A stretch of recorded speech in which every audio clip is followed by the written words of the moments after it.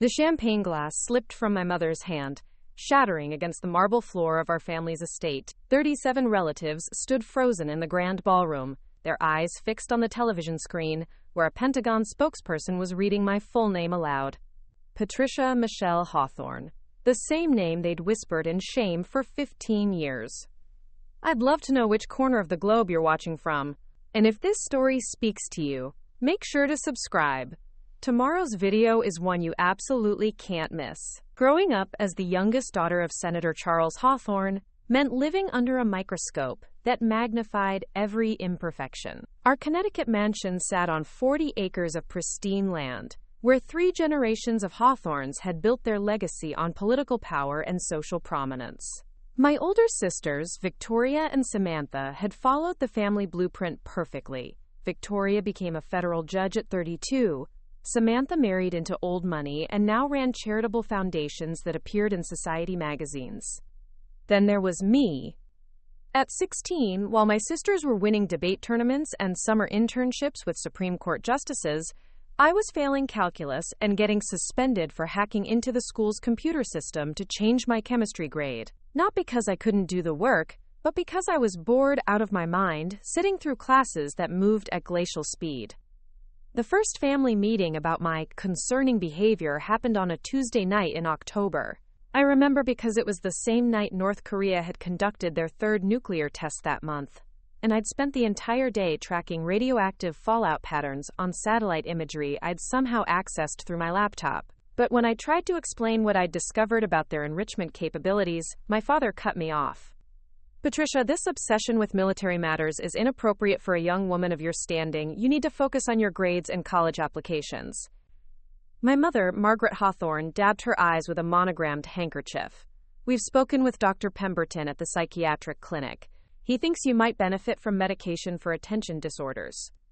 I stared at them across the mahogany dining table, where 5 generations of Hawthornes had made important decisions. None of those previous generations had ever dealt with a daughter who could break into Pentagon databases from her bedroom, or who spent sleepless nights analyzing missile trajectories and uranium supply chains across 3 continents.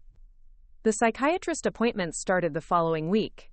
Dr. Pemberton was a soft-spoken man with wire-rimmed glasses who specialized in, quote, troubled adolescents from prominent families. He prescribed pills that made my thoughts feel wrapped in cotton, dulling the sharp edges of my mind that had always felt like my greatest asset. For 6 months, I took medication and tried to be the daughter my parents wanted. I joined the debate team, raised my GPA to 3.7, and even went to cotillion classes where I learned to waltz with boys whose biggest concerns were college applications and trust fund management. But at night, when the pills wore off, I'd lie awake analyzing global tensions and nuclear proliferation patterns that seemed obvious to me but invisible to everyone else. The breaking point came during my senior year. I was sitting in advanced placement government class when our teacher, Mrs. Chen, mentioned that Pakistan had been moving military assets near their border with India. She presented it as a minor diplomatic issue, but I could see the larger pattern she was missing. Pakistan's moves were reactive. They were responding to intelligence about India's submarine-based nuclear program that hadn't been made public yet. I raised my hand.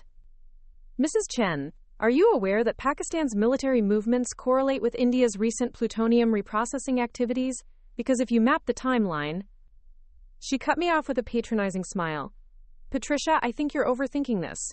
These are complex international relations that require years of study to understand. But I wasn't overthinking it. 3 days later, news broke about India's submarine nuclear program, exactly as I'd predicted. My classmates didn't notice the connection, but I did. It was the moment I realized that my mind worked differently than everyone around me, and that difference wasn't a disorder. It was a gift. The final confrontation with my family happened the night before graduation. I'd been accepted to Harvard, Princeton, and Yale, following the path laid out for me since birth, but I'd also been researching something else entirely. A small recruitment program run by an obscure department within the Department of Defense. They were looking for individuals with specific cognitive abilities related to pattern recognition and strategic analysis. I found my parents in my father's study, going over seating arrangements for my graduation party. 300 guests were expected, including senators, judges, and business leaders, who would help launch my predetermined career in law or politics. "I'm not going to Harvard," I announced. My father looked up from his papers with the expression he usually reserved for incompetent staffers. "Patricia, we've discussed this. Your place at Harvard Law. I'm enlisting in the military." Quote. The silence that followed felt like a physical weight pressing down on the room. My mother's face went completely white, and my father's jaw tightened in the way that meant he was choosing his words very carefully. "You will do no such thing," he said finally. "No daughter of mine will throw away her future to play soldier." "This isn't playing, Dad. There are people in the Defense Department who understand what I can do with strategic analysis and—" "What can you do?" My mother's voice cracked with emotion. "Patricia, you're 17 years old. You have no idea what you can do. You have a learning disability that requires medication, and you think you can serve your country better than people with decades of experience?" That was when I realized they would never see me for who I really was. To them, I would always be the disappointing daughter, who couldn't follow simple instructions, who asked too many questions, who saw patterns and connections that made them uncomfortable. I left that night with nothing but a backpack and the clothes I was wearing. No trust fund, no family connections, no safety net of any kind.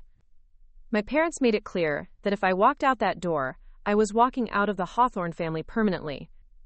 The military recruiter I'd been corresponding with, Staff Sergeant Maria Rodriguez, picked me up at a diner 40 miles from our estate. She was a compact woman with intelligent eyes, who listened carefully as I explained my situation. "Your family thinks you're making a mistake," she observed as we drove toward the recruitment center. "My family thinks I'm broken," I corrected. "They've been trying to fix me for years, but they don't understand that the things they see as problems are actually my strengths." She nodded slowly. "The program you're applying for is classified, but I can tell you that they're looking for people who see the world differently. People who can process information and identify threats that others miss. Are you prepared for the possibility that this work might keep you away from your family for years?" I looked out the window at the Connecticut countryside, where I'd grown up feeling like an alien. "Staff Sergeant, my family disowned me 3 hours ago. I have nothing left to lose." The recruitment process took 6 weeks and involved psychological evaluations that were unlike anything I'd experienced with Dr. Pemberton. Instead of trying to diagnose what was wrong with me, military psychologists tested my cognitive abilities and pattern recognition skills. They gave me complex scenarios involving international conflicts and asked me to identify potential outcomes and intervention points. For the first time in my life, I wasn't too much of anything. I wasn't too analytical, too curious, or too focused on global threats. I was exactly what they were looking for. The day I shipped out to basic training, I called home one last time. My mother answered the phone with her social voice, the one she used for charity events and political fundraisers. "Patricia? Are you calling to tell us you've come to your senses?" "I'm calling to say goodbye, Mom. I'm heading to basic training tomorrow." The line went quiet for a long moment. Then, "Your father has decided that if you go through with this military nonsense, we'll tell people you died in a car accident. It's less embarrassing than having a daughter who throws her life away." I hung up the phone and never called again. Basic training at Fort Benning was the first place I'd ever been where being different was an advantage. While other recruits struggled with the physical demands, I found myself energized by the structure and clear objectives. But more importantly, I discovered that my ability to see patterns and analyze complex situations was exactly what my drill sergeants were looking for. After completing basic training, I was selected for advanced intelligence training at Fort Huachuca. This was where I first learned about the existence of a classified program called Strategic Threat Assessment and Mitigation, STAM. It was a small unit that operated directly under Pentagon oversight, tasked with identifying and preventing large-scale international conflicts before they could escalate. The selection process for STAM involved 3 months of intensive evaluation. Candidates were given access to classified intelligence reports and asked to identify potential threat scenarios. Most people focused on obvious conflicts, known terrorist organizations, established enemy nations, clear military buildups. But I saw something different. I saw the spaces between conflicts, the subtle shifts in behavior that preceded major escalations. I could identify when a minor diplomatic dispute was actually the first move in a larger strategic game, or when seemingly unrelated events across different continents were connected by underlying resource competitions or alliance structures. On my final evaluation, I was presented with a scenario involving unusual shipping patterns in the Mediterranean, increased diplomatic communications between three seemingly unconnected nations, and minor fluctuations in global uranium prices. Other candidates suggested conventional responses: increased surveillance, diplomatic pressure, economic sanctions. I identified it as the early stages of a nuclear materials trafficking operation that would likely result in a dirty bomb attack within 18 months, followed by massive retaliation that could trigger a regional nuclear conflict. I outlined an intervention strategy that involved disrupting the trafficking network at three specific choke points, while providing face-saving diplomatic alternatives for the nations involved. A lot of love and effort went into bringing this story to life. If you're enjoying it, we'd be so grateful if you'd subscribe to our channel. Now back to where we left off. 6 weeks later, Colonel James Mitchell called me into his office at the Pentagon. He was a lean man in his 50s, with gray eyes that seemed to catalog every detail of whatever they focused on. "Agent Hawthorne, your analysis of the Mediterranean scenario was remarkably accurate. We've been tracking that trafficking network for 2 years, and your intervention strategy prevented what could have been a catastrophic escalation." I felt something I'd never experienced before, the satisfaction of being exactly where I belonged, doing exactly what I was meant to do. "Welcome to STAM," Colonel Mitchell said. "Your real work starts now." 3 years into my career with STAM, I learned that preventing nuclear war wasn't always about stopping bombs. Sometimes it was about stopping the people who wanted to use them. The case that changed everything started with a single photograph taken by a tourist in Prague. Amanda Foster, a college student from Ohio, had been documenting her European backpacking trip when she accidentally captured something extraordinary in the background of her selfie at the Charles Bridge. The photograph showed 2 men shaking hands near the bridge's medieval towers. One was Dr. Viktor Petrov, a Russian nuclear physicist who had supposedly died in a laboratory accident 6 months earlier. The other was General Hassan al-Rashid, the former head of Syria's chemical weapons program who had vanished during the civil war. When NSA's facial recognition software flagged the image during routine social media monitoring, it landed on my desk within hours. Dead scientists meeting with missing generals in European capitals usually meant someone was planning something catastrophic. "Agent Hawthorne, what's your assessment?" Colonel Mitchell asked during our morning briefing. He'd been promoted to head of STAM after our success with the Pacific operation, and I'd become his lead analyst for Eastern European threats. I studied the enhanced photograph on my monitor. Petrov was declared dead after an explosion at the Kurchatov Institute, but the body was never recovered. The timing coincides with the theft of 17 kilograms of weapons-grade plutonium from the same facility. Al-Rashid disappeared 3 months later, along with detailed chemical weapons production data. You think they're working together? I think they're working for someone else. These aren't the kind of men who disappear voluntarily. They were extracted by an organization with significant resources and a specific need for their expertise. Dr. Chen pulled up al-Rashid's psychological profile.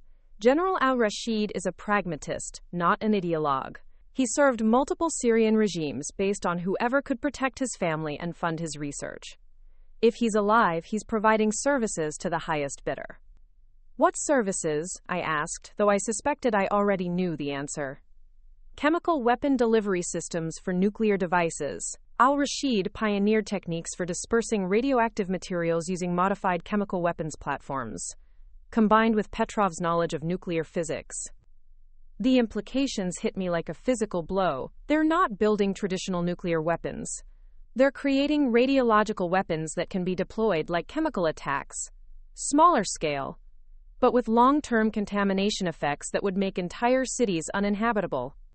Colonel Mitchell activated the secure communication system that connected us to the National Security Council. We need to brief the Joint Chiefs immediately. If these two are alive and working together, we're looking at a new category of nuclear threat. Over the next 48 hours, intelligence agencies across NATO began tracking every lead connected to the Prague photograph. What we discovered was more disturbing than anyone had anticipated. Petrov and al-Rashid weren't just alive. They were part of a larger network of supposedly dead or missing weapons scientists from 7 different countries. Nuclear physicists from Iran, chemical weapons experts from North Korea, ballistics specialists from Pakistan, and biotechnology researchers from Russia had all vanished under mysterious circumstances over the past 2 years. The pattern became clear when I cross-referenced their disappearances with global financial transactions. A private military company called Meridian Solutions had been making payments to shell companies in every country where a scientist had vanished. Meridian Solutions was ostensibly a security consulting firm, but their client list included dictators, arms dealers, and anyone willing to pay premium prices for destabilizing their enemies. They're building a weapons development team, I told the assembled STAM leadership, not to sell weapons, but to create tools for targeted destabilization. Imagine being able to make your enemy's capital city uninhabitable without triggering full-scale nuclear retaliation. The breakthrough came when our surveillance team in Prague identified the location where Petrov and al-Rashid had been meeting. It was a renovated Cold War bunker beneath an abandoned textile factory, purchased by a Meridian Solutions subsidiary 6 months earlier. When Czech intelligence raided the facility, they found something unprecedented: a fully functional laboratory designed for weapons miniaturization, complete with centrifuges for uranium enrichment and chemical synthesis equipment for creating delivery systems. But the scientists were gone. The electronic records we recovered from their computers revealed the scope of what they'd been planning. Meridian Solutions had contracts with 3 different client nations to provide urban denial weapons, devices that could contaminate specific neighborhoods or government districts without causing massive casualties or triggering nuclear war protocols. Agent Hawthorne, Colonel Mitchell said as we reviewed the intelligence data, we're looking at the weaponization of urban warfare. Instead of conquering cities, future conflicts will focus on making them uninhabitable. Which means we need to find these scientists before they complete their work. Based on the laboratory's setup and research timeline, they're probably 6 months away from producing functional prototypes. The hunt for Meridian Solutions' weapons team became a global operation involving intelligence services from 14 countries. We tracked financial transactions, monitored communication networks, and analyzed travel patterns for anyone connected to the company. The pattern that emerged led us to an unexpected location, a luxury resort in Montenegro that catered to wealthy clients seeking complete privacy. The resort, called Via Secreta, occupied a private island and offered services that included confidential business retreats and secure research facilities. When satellite surveillance confirmed the presence of laboratory equipment being delivered to the island, we knew we'd found our target. But approaching Villa Secreta required careful planning. The island was protected by a private security force with military-grade equipment, and any direct assault could result in the destruction of critical evidence. Or worse, the accidental detonation of whatever weapons the scientists had already completed. I proposed an infiltration strategy that would use Meridian Solutions' own client network against them. We would create a fictitious arms buyer, a wealthy industrialist from Kazakhstan interested in purchasing urban denial weapons for use against business competitors. The cover identity took 3 weeks to establish. I became Alina Nazarbayeva, daughter of a mining magnate with connections to Central Asian criminal organizations. The background included financial records, social media presence, and criminal associations that would satisfy Meridian Solutions' security screening. The approach worked better than we'd hoped. Within days of making initial contact, Meridian Solutions invited Alina to Villa Secreta for a private demonstration of their latest technology. Getting onto the island meant carrying recording equipment and communication devices that couldn't be detected by sophisticated security systems.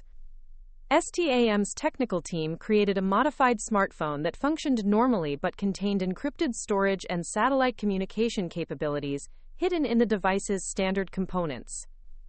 The boat ride to Villa Secreta gave me time to review everything we knew about the weapons team and their capabilities.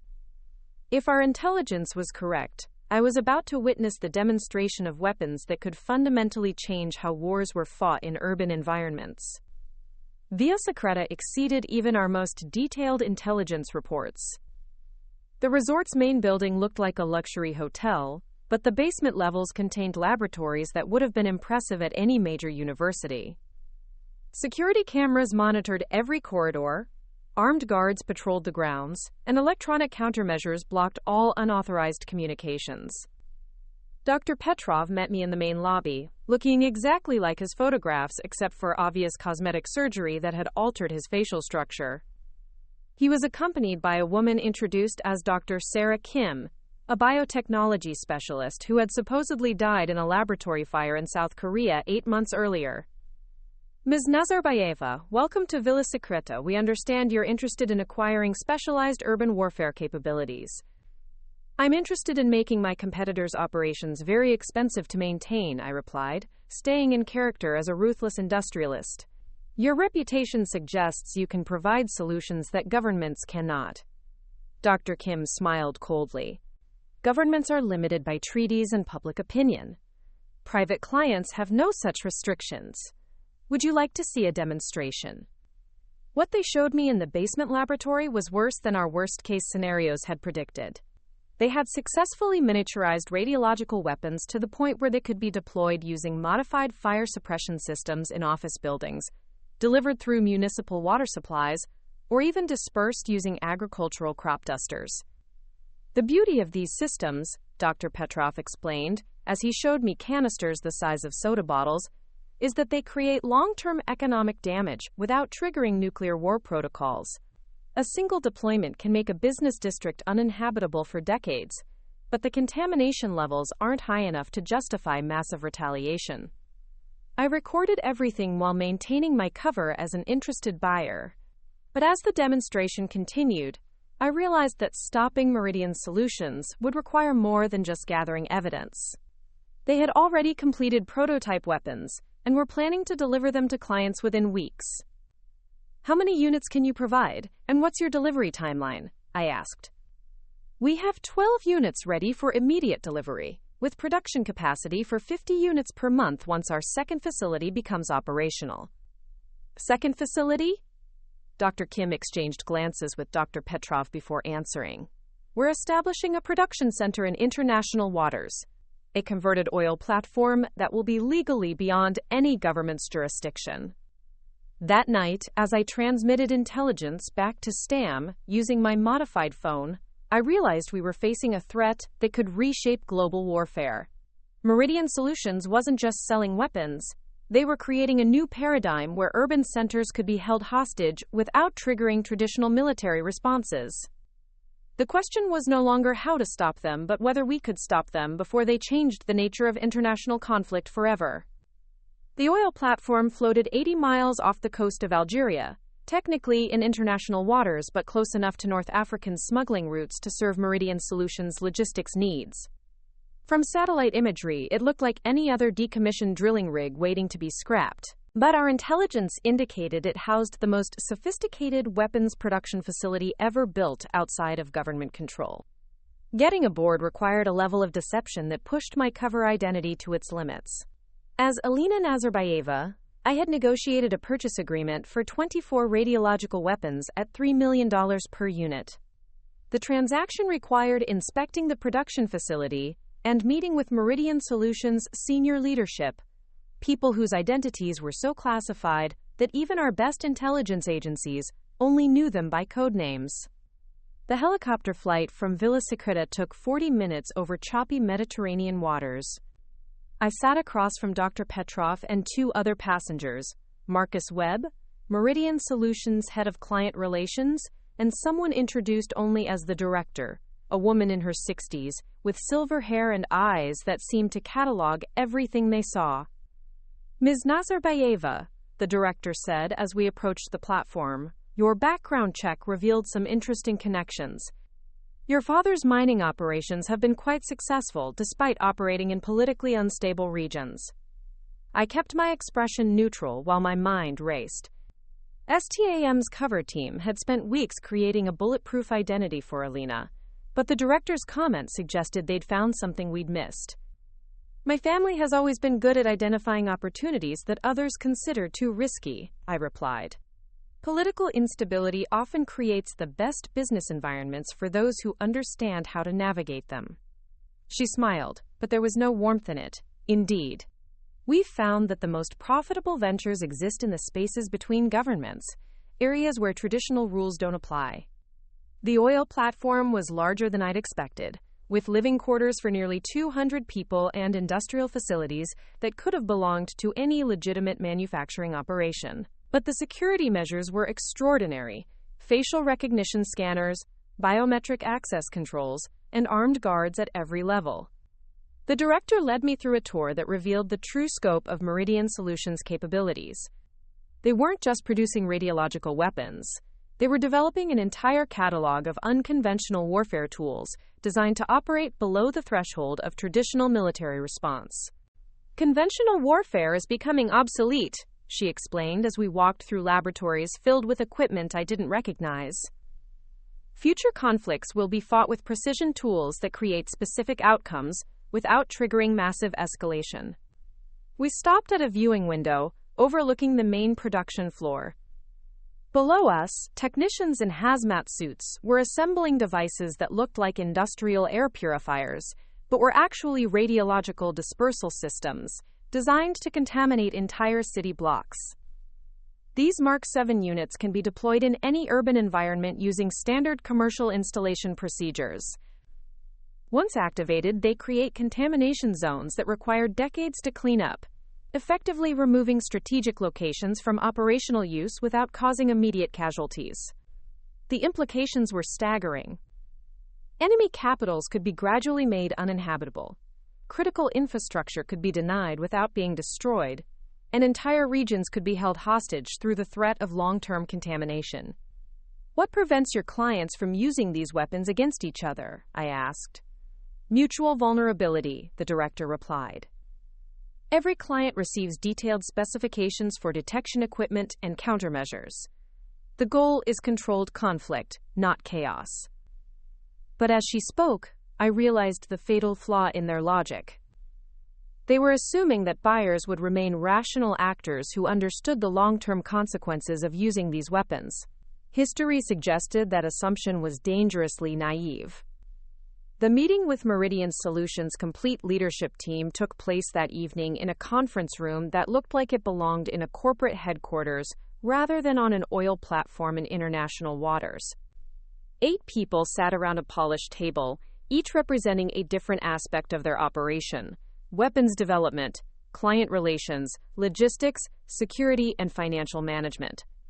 What struck me most was how normal they seemed. These weren't stereotypical arms dealers or terrorist masterminds. They were educated professionals who spoke about destabilizing entire regions the way other executives might discuss quarterly earnings. Ms. Nazarbayeva, said Dr. Elena Vasquez, their head of weapons development, your order represents the largest single purchase we've processed. Before we finalize the agreement, we need to understand your intended deployment strategy. Quote, this was the moment I'd been preparing for since arriving at Villa Secreta. The wrong answer could expose my true identity, but the right answer might provide intelligence about other clients and their plans. My father's mining operations face increasing pressure from environmental groups and local governments, I said, drawing on the cover identity we'd created. Traditional security measures are becoming ineffective. We need tools that can create long-term operational security without direct confrontation. The director leaned forward. You're talking about area denial on an industrial scale. Interesting approach. We've identified 17 locations where environmental activists are planning to establish permanent protest camps. Rather than engage in lengthy legal battles or violent confrontations, we prefer to make those locations uninhabitable through environmental contamination that appears to be the result of natural geological processes. Dr. Vasquez nodded approvingly. The Mark 7 systems can be configured to simulate naturally occurring radon emissions or heavy metal contamination. The effect is identical to what you'd want to achieve, but the source appears to be geological rather than artificial. As they discussed technical specifications and delivery timelines, I recorded everything using the modified smartphone's hidden capabilities, but I also began to understand the broader pattern of their client base. They weren't just selling to dictators and criminal organizations. They were providing services to corporations, political movements, and even some government agencies that needed plausible deniability for operations that couldn't be conducted through official channels. Our client portfolio includes 47 active contracts across 6 continents, Marcus Webb explained. Agricultural companies dealing with land disputes, mining corporations facing environmental opposition, political organizations managing urban unrest, and regional powers seeking to modify territorial boundaries without triggering international intervention. The scope was breathtaking. Meridian Solutions had essentially created a parallel warfare industry that operated completely outside traditional military structures and international law. The final piece of their presentation involved a demonstration of their newest product line, biotechnology weapons that could target specific genetic markers. Dr. Kim, the supposedly dead Korean biotechnologist, had developed systems that could contaminate water supplies with engineered pathogens that would only affect people with certain genetic characteristics. Ethnic cleansing without the political complications of traditional genocide, she explained with clinical detachment. The target population simply experiences higher rates of cancer and reproductive disorders over a 10-year period, while neighboring populations remain unaffected. I struggled to maintain my composure while listening to them describe weapons that could eliminate entire ethnic groups while making it appear to be the result of environmental factors or genetic predisposition. That night, alone in my quarters aboard the platform, I transmitted a priority alert to STAM headquarters using encrypted satellite communication.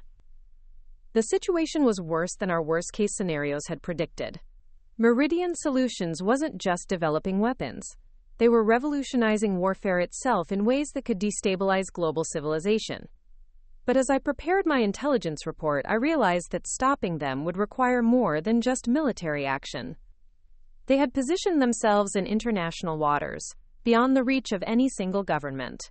Their client network spanned multiple continents and included actors with significant political protection.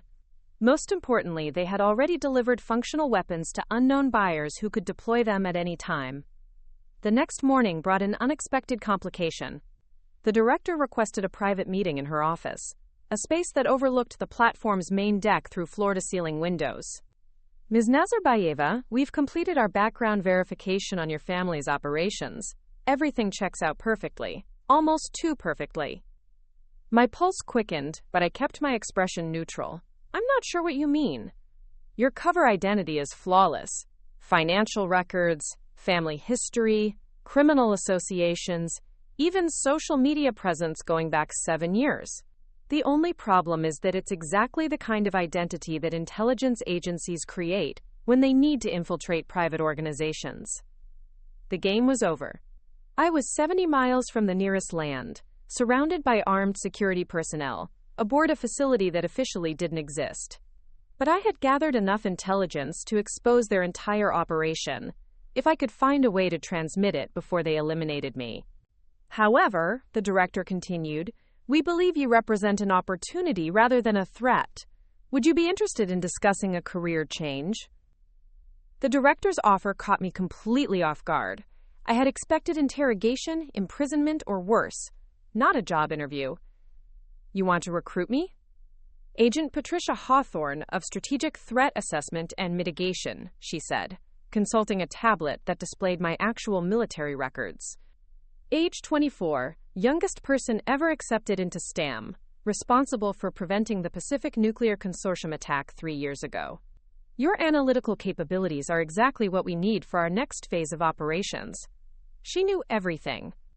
My real identity, my military service, even classified details about operations that shouldn't exist in any database accessible to private organizations.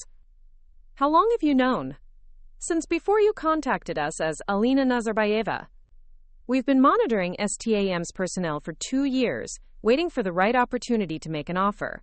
Your infiltration provided the perfect recruitment scenario. I felt the weight of complete tactical failure. Not only had my mission been compromised from the beginning, but I had unknowingly walked into a trap designed specifically to capture me. What makes you think I would ever work for an organization that develops weapons for ethnic cleansing? The director moved to her office window, looking out at the platform's industrial facilities. Agent Hawthorne, what do you know about the Yellowstone caldera? The sudden change of subject confused me. It's a supervolcano in Wyoming. If it erupted, it could cause a global climate catastrophe. Correct. Now, what do you know about solar flares? Massive electromagnetic events that could destroy electrical infrastructure across entire continents. And asteroid impacts, gamma-ray bursts, pandemic diseases engineered by hostile actors? I began to see the pattern she was building. You're talking about existential threats to human civilization. Agent Hawthorne. Governments spend trillions of dollars preparing for conventional wars that become less likely every year, while ignoring threats that could end human civilization within decades. Meridian Solutions exists to prepare for scenarios that no government wants to acknowledge. She activated a wall-mounted screen that displayed global threat assessment data I'd never seen before. Climate change projections, resource depletion models, population migration patterns, and technological risks were all mapped in real time. Traditional nation-states are becoming obsolete. Climate change will create 3 billion refugees within 30 years. Resource wars will destabilize entire continents. Artificial intelligence could eliminate the need for human labor entirely. The weapons we develop aren't designed to start conflicts. They're designed to manage the inevitable chaos that's coming. By giving corporations and dictators the ability to eliminate ethnic groups, by providing tools that allow rational actors to manage population pressures and resource competition before they escalate into global wars that could end civilization entirely. The logic was twisted but internally consistent. If you believed that massive conflicts were inevitable, then controlled violence might seem preferable to uncontrolled chaos. But it was the kind of reasoning that had justified every genocide in history.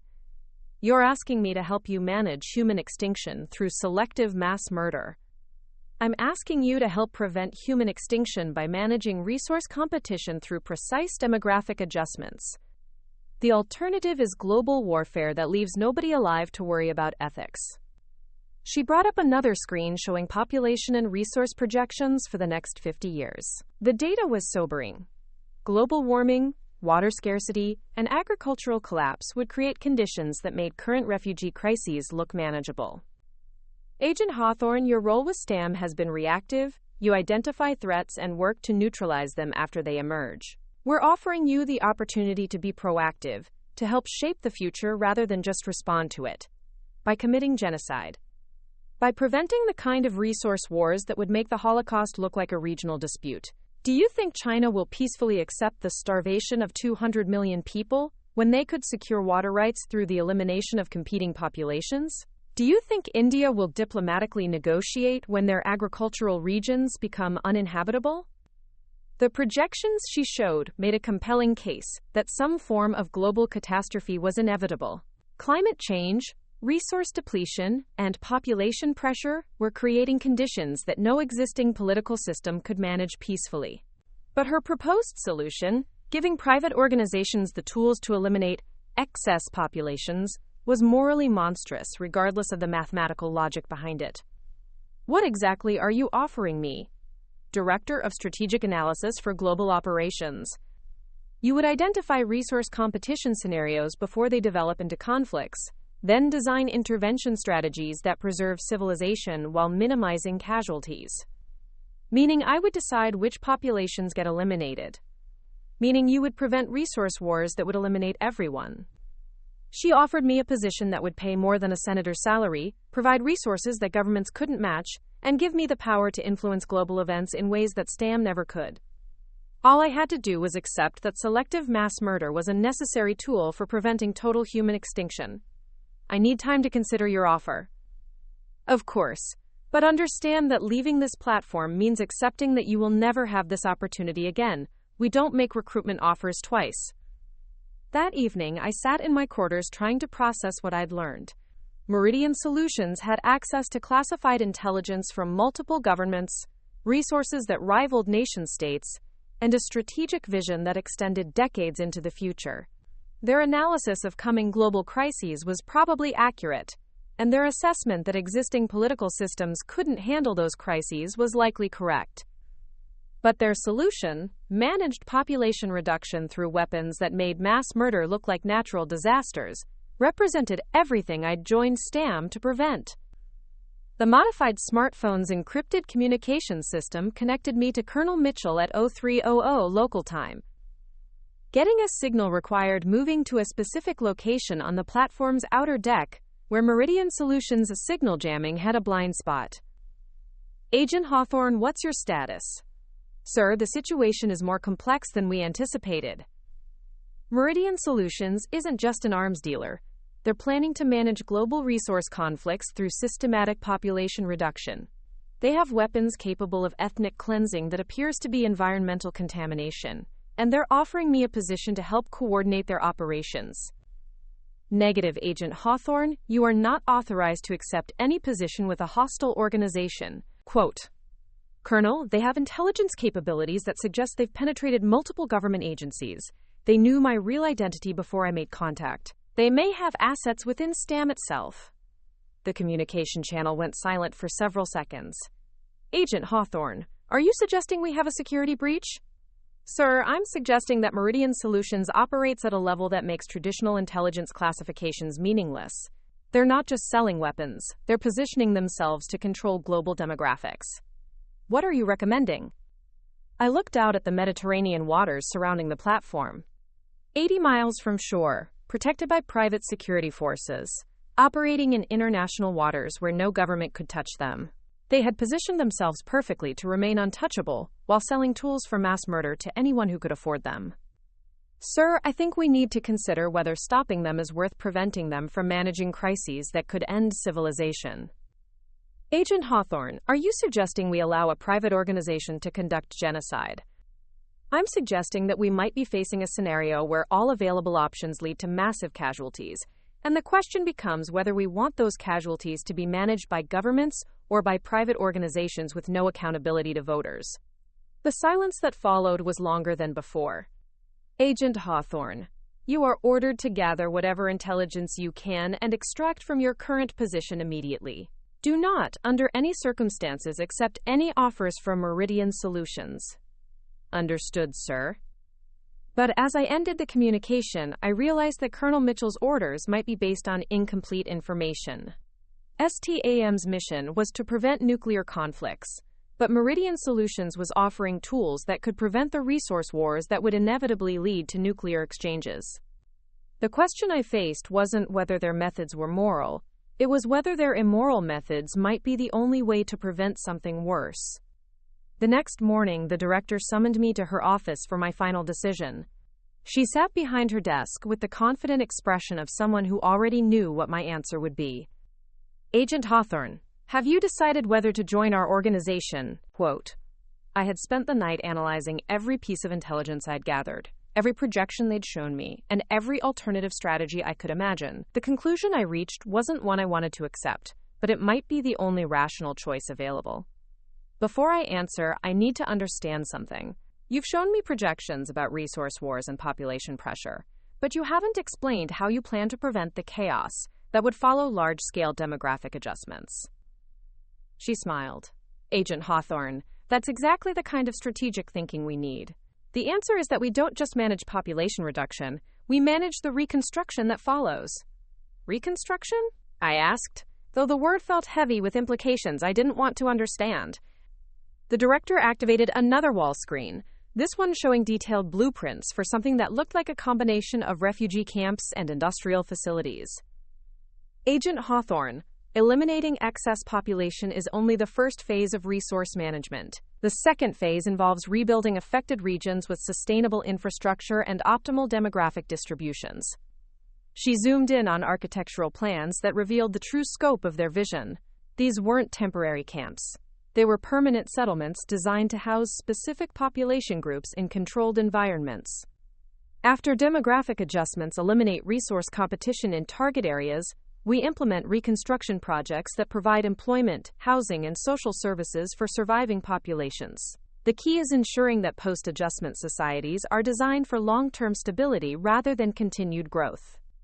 I stared at the blueprints, recognizing elements of industrial planning, social engineering, and population control that belonged in history books about totalitarian regimes.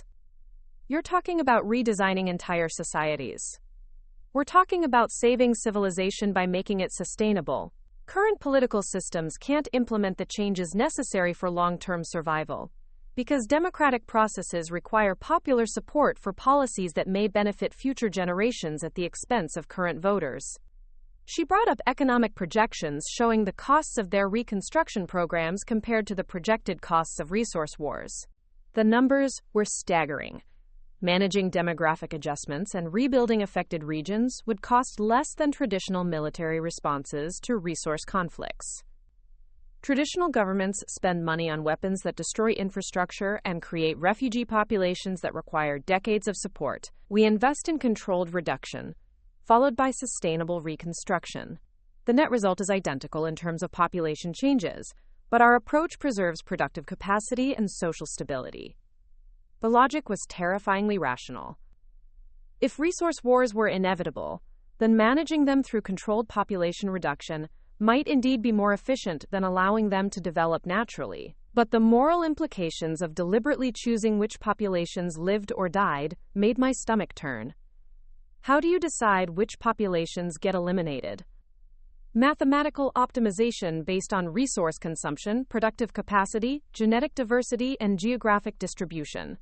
We've developed algorithms that can identify optimal demographic configurations for any given region, based on available resources and technological capabilities.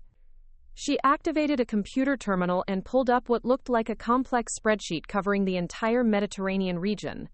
Different areas were color-coded based on population density, resource availability, and something labeled adjustment priority. For example, this analysis suggests that North African coastal regions are currently overpopulated by approximately 40% relative to available water resources. Traditional projections show this leading to massive refugee movements toward Europe within 15 years, followed by resource conflicts that could destabilize both continents. The spreadsheet showed detailed breakdowns of different demographic scenarios. One column showed projected casualties from resource wars and refugee crises. Another showed casualties from, quote, managed demographic adjustments, followed by reconstruction programs. Our intervention would eliminate approximately 37 million people over a 3-year period through environmental contamination that appears to be the result of industrial pollution and climate change. The reconstruction phase would provide sustainable infrastructure for the remaining population while establishing resource management systems that prevent future overpopulation. You're talking about killing 37 million people. Quote, we're talking about preventing resource wars that would kill 63 million people while destroying infrastructure that takes decades to rebuild. The mathematics are unambiguous. I found myself caught between revulsion at their methods and recognition that their analysis might be correct. If climate change and resource depletion really would create the conflicts they predicted, then some form of massive population reduction was probably inevitable. The question was whether it would happen through wars, famines, and diseases, or through the controlled elimination they were proposing. What about international law? Geneva Conventions? The concept of basic human rights? Agent Hawthorne, international law exists to regulate conflicts between nation-states. We operate as a private organization in international waters, providing services to clients who operate in regions where traditional law has already broken down. Legal frameworks designed for 19th century territorial conflicts are irrelevant to 21st century resource management.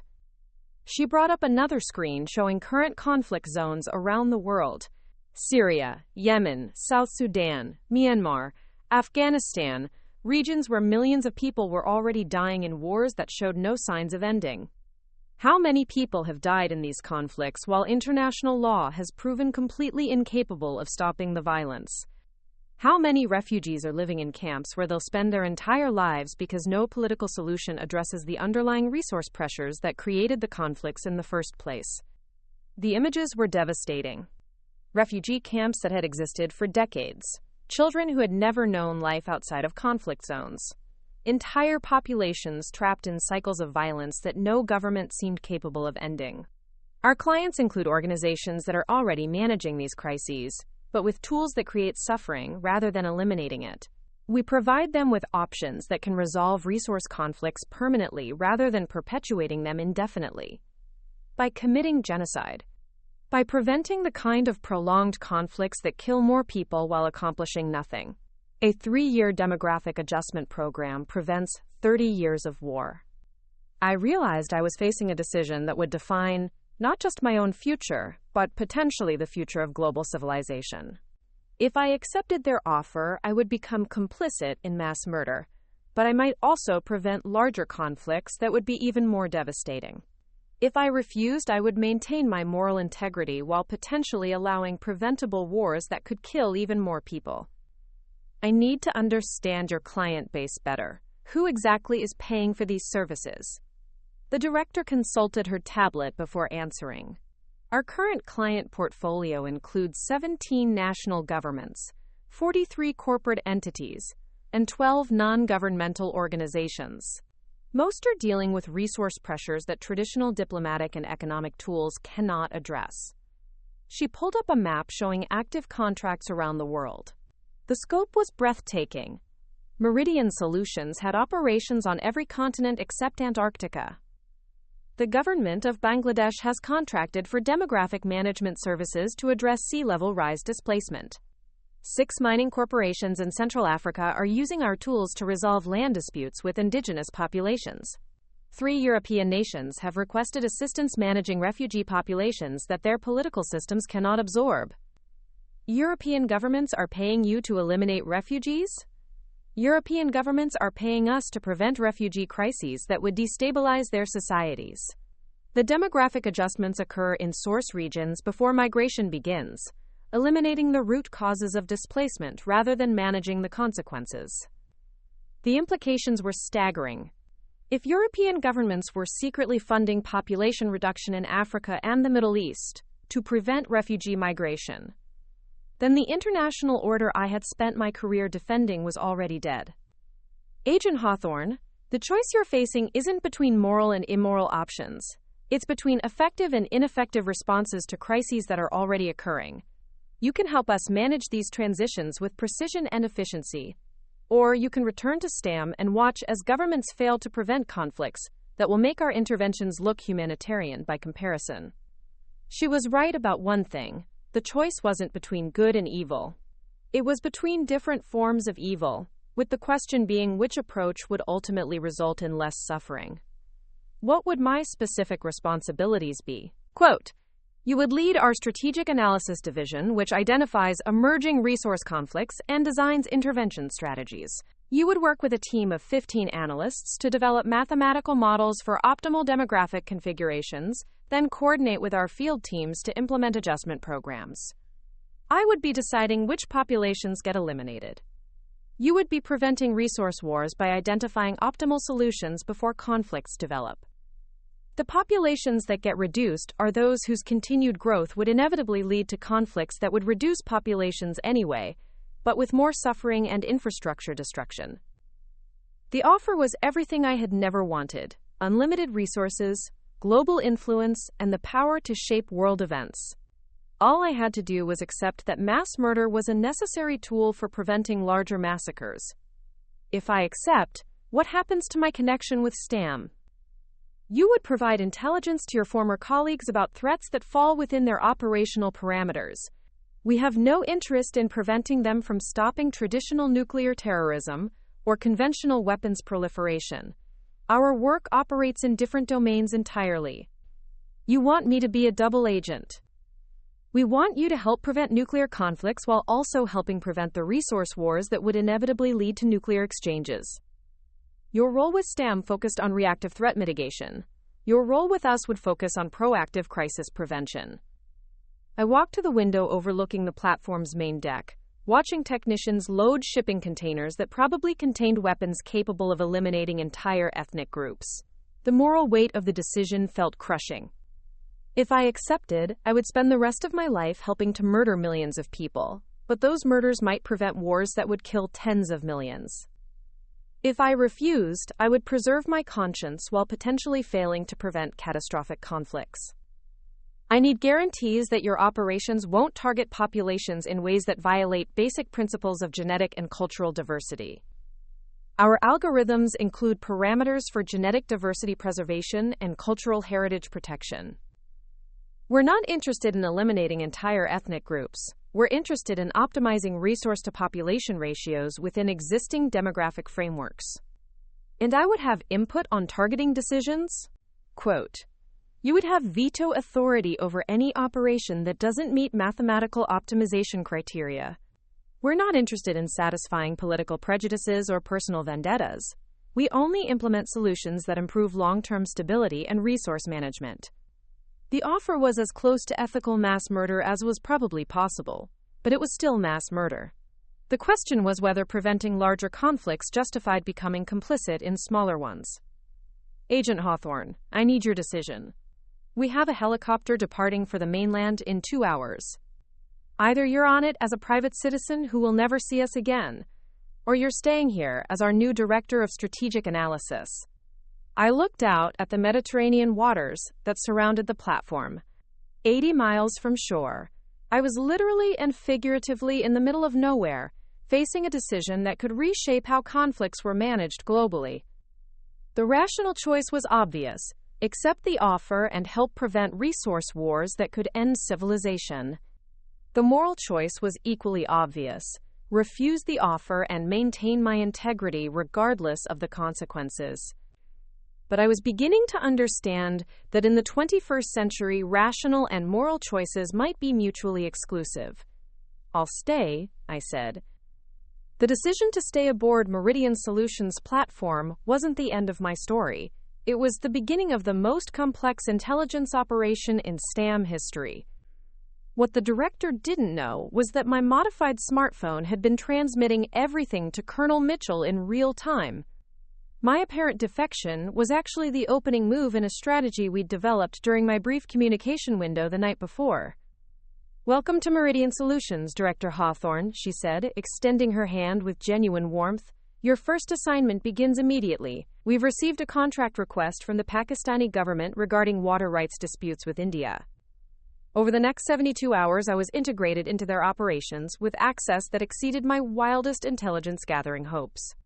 Their computer systems contained detailed files on every client, every operation, and every weapon they'd ever produced. But more importantly, I gained access to their future planning documents.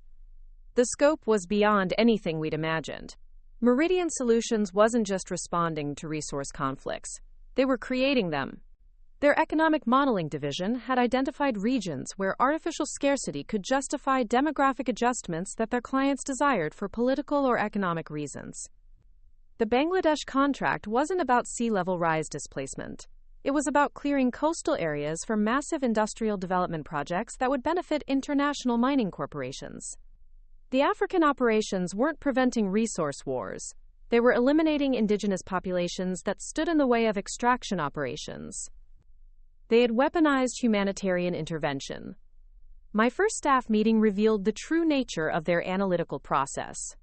15 specialists sat around a conference table, discussing population reduction targets, with the clinical detachment of corporate consultants optimizing supply chains. The Myanmar project is ahead of schedule, reported Dr. Sarah Kim. Environmental contamination has reduced target populations by 18% over 6 months, with minimal international attention. Excellent. What about the South American operations? The Amazon contract is more complex. Indigenous populations have traditional immunity to several of our bioweapons, so we're shifting to radiological contamination that will make their territories uninhabitable, while preserving the forest canopy for logging operations. I forced myself to take notes and ask strategic questions while recording everything for transmission to STAM. But as the days passed, I realized that stopping Meridian Solutions would require more than just intelligence gathering. They had positioned themselves at the center of a network that included governments, corporations, and international organizations that were already implementing population reduction policies through conventional means. The breakthrough came when I gained access to their client communications system.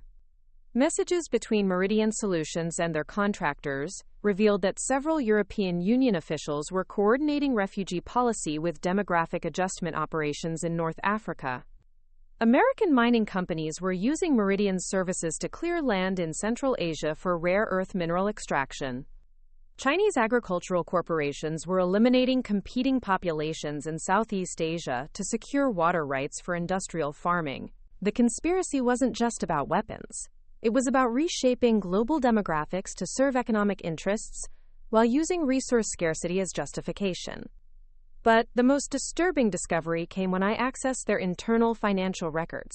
Meridian Solutions was funded by a consortium of pension funds, sovereign wealth funds, and institutional investors, who viewed demographic management as a necessary tool for protecting long-term economic stability.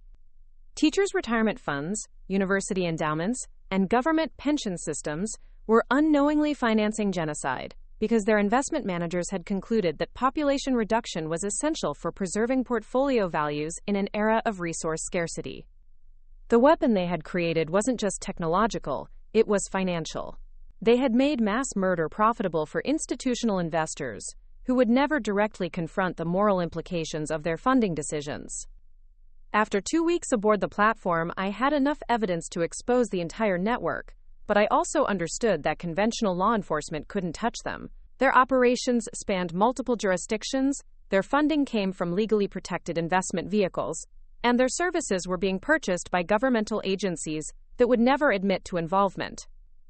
The solution came from an unexpected source: Amanda Foster, the college student whose tourist photograph had started our investigation. She had become a freelance journalist investigating human rights violations in North Africa, and her research had uncovered connections between environmental contamination and corporate land acquisition that paralleled our intelligence about Meridian Solutions operations.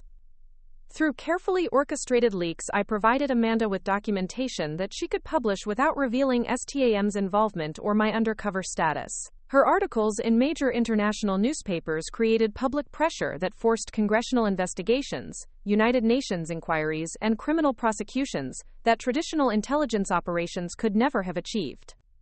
The platform raid came 6 months later, coordinated by naval forces from 7 different nations operating under a special United Nations mandate. By then, I had identified every client, every operation, and every financial connection in Meridian Solutions network. But the director escaped with her core team and critical technology, establishing new operations in regions beyond international law enforcement reach.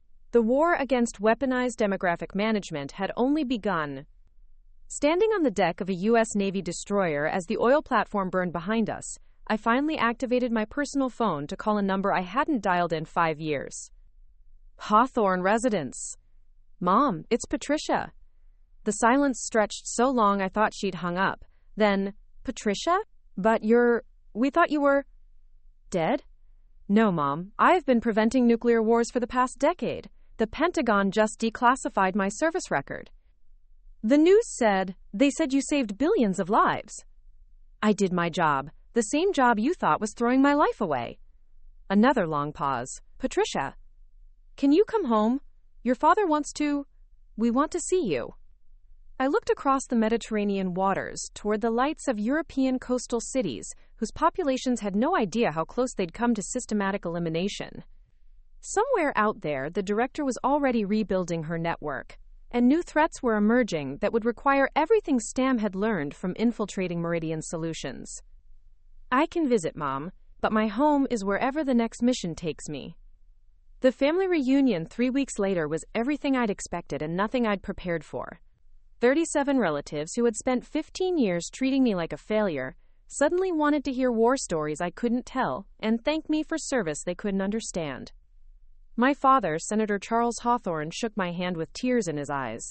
Patricia, I owe you an apology. We never understood that you were protecting all of us. You don't need to apologize, Dad. You raised me to serve something bigger than myself. I just found a different way to do it.